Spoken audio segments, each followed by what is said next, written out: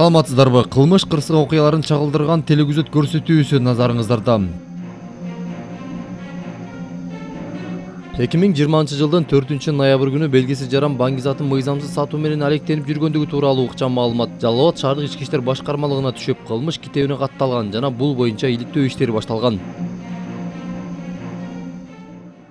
Ошол күнү Жалал Абад шаарынын Абдрахман көчөсү менен Ленин көчөсүнүн кесилишинде Базар Коргон району Арсанбап айылынын тургуну 1999-жылы туулган жаран кармалып, анын өзү кароо учурунда асынып жүргөн сумкасынын жанынан өзгөчө кескин жыты бар болжол менен 4 килограммга жакын зат алынган.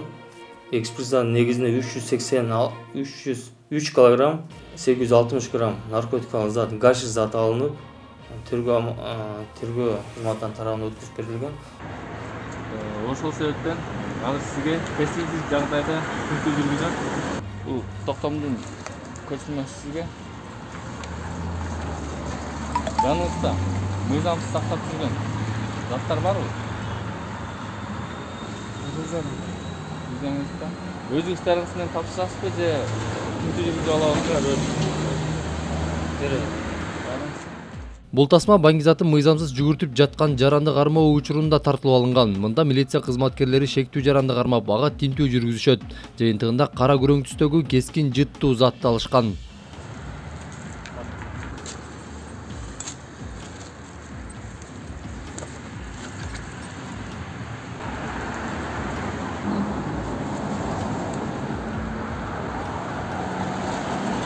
Жаныңыздан чыккан дайыл заттар кимдики? Ya, Kimiki? Seninki mi? kimdiki? Kaçtın alып келип атасыз? Birede aldım. Aldыңызда? Bu ne bu? Ha? Özünüzde sizge teşekkür. Özünüzün kazan çıktı. Görüp koyunca.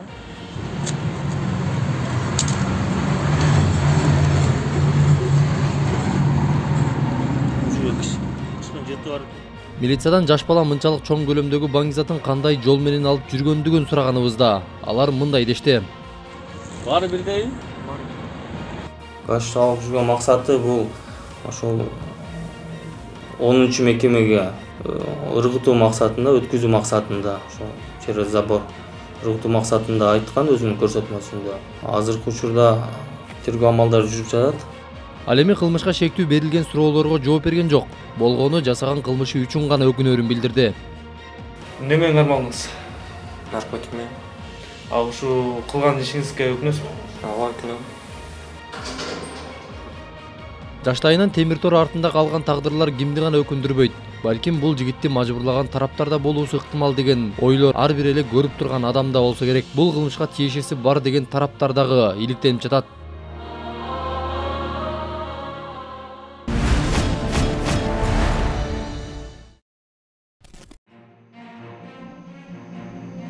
Ал эми бул сюжетте жаш жигиттин автоунааны урдай качып 50 000 сомдук карызына чегергендиги тууралуу баяндайбыз. Үстүбүздөгү жылдын 5-ноябрь күнү Сузак районунун Барпы айылынын 1991-жылы туулган жараны милицияга Жалал Абад шаарындагы Нагима Айтматова көчөсүнөн түнкү саат 12 чамасында Матис үлгүсүндөгү автоунаасын белгисиз жарандар уурдап кетишкендиги тууралуу билдирип, арызы менен кайрылган.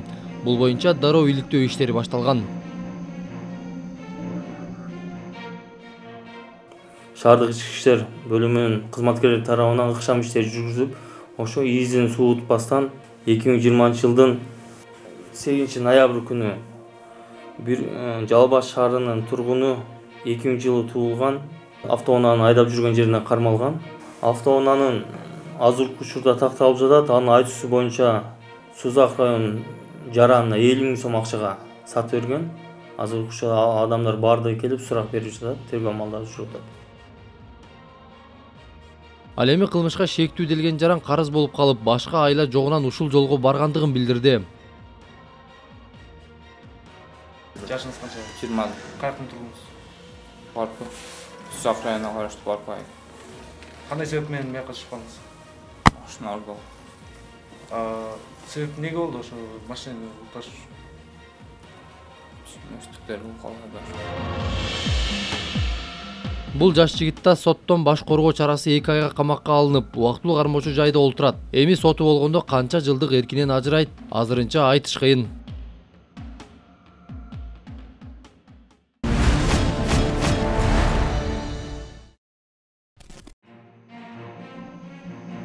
Бирөөнүн маңдайтер таман акысы менен тапкан акчасын бал тилге салып, көп нерсени убадалоо менен алдап алып, бирок убакыт сааты жеткенде кайдагы шылтоолорду ойлоп таап, күйгүзгөн адамдар көп. Үстүнөн бир эле эмес бир нече адамдын арызы кылмыш китебине тиркелип, жана милиция кызматкерлеринин дыкат илектөөсүнүн аркасында алдамчылык беренесинин негизинде бир жаран Нокен районунан кармалды. Биздин Нокен район аймагында быйыл алдамчылык кылмышы боюнча бир 6 атуу арыз менен кайрылып, основной бир адамдын үстүнөн кайрылган. Тактап айта кетсем, Жуманова Каныкей 3,5 миллион сом, Жуманова Гүлназ 1 миллион 420 миң сом, Жуманова Бибисайра 1 миллион 100 сом, Толбаев Максат 500 миң, Орбуева Жамиля 700 миң жана Байзаков Максат 280 миң сом акчасын бир атуулга алдатып жибергендигин билдиришип, арыз менен кайрылышкан. Булардын арызы ошо 6 эпизод менен алдамчылык кылмышы боюнча менен катталып бизге. Бүгүнкү күндө тергөө амалдары жүргүзүлүп жатат. Кылмышкер бүгүнкү күндө тергөө судьясынын токтому менен 28 октябрдан бери бизде камакта отурат. Азыркы күндө тергөө амалдары жүргүзүлүүдө. Тергөө учурунда бүгүнкү күнү 370 миң сом жабырлануучуларга кайтарылып берилди. Кылмышка шектүү делген жаран убагында соода сатык иштери менен алектенем деп, жакын тааныштарынан ири суммадагы акча алып, бирок иштин нугу болбой калганда карыздарын төлөй албай калгам дейт. Акчаны кандай максатта пайдаландыңыз? Акчаны ошо карыз болуп кеткеним үчүн бирден алып бириге бергенмин. Ошондо процент өсүп кеткен ошондо. Алган акчаны каяка жумшадыңыз? Ошо өздөрүнө жумшаганмын. өздөрү алган. Өздөрү алган, өздөрүнөн алып өздөрүгө бергенмин. Эмне себептен сизге арыз жазып атам? Бирден алып бириге берип атамын. Булардын акчасынын ордуна чыккан жок да. Кем болуп атат дагы эле. Өзүңүзгө пайда көрдүңүзбү ошол акчадан? Жок. Эч кандай пайда көрбөдүңүз? Жок. Өкүнөсүзбү? Өкүнөм.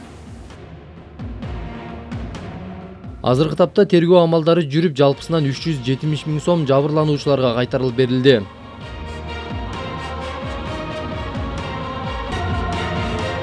Сиздер жогоруда Жалал Абад облусунун аймагында болгон кылмыштуу окуялар тууралуу көрө алдыңыздар. Жалпысынан алганда облус аймагы боюнча кылмыштардын катталуусу аз жана кылмыштардын бетинин ачылуусу былтыркы жылдын 9 айына салыштырмалуу көп экендигин басма сөз кызматынан билдиришти.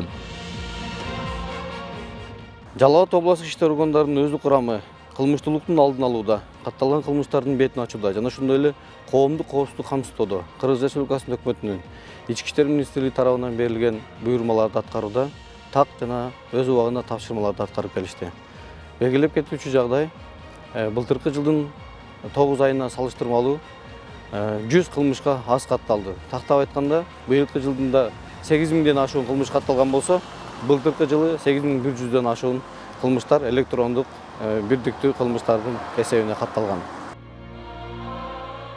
Милиция кызматкерлери коомдогу болуп жаткан кылмыш окуяларын убагында ыкчамдуулук менен бетин ачуусу жана ошондой эле ар кандай профилактикалык иштерди байма-бай жүргүзүп туруусу кылмыш кырсык окуяларын аз болуусуна бирден бир салымын кошот эмеспи?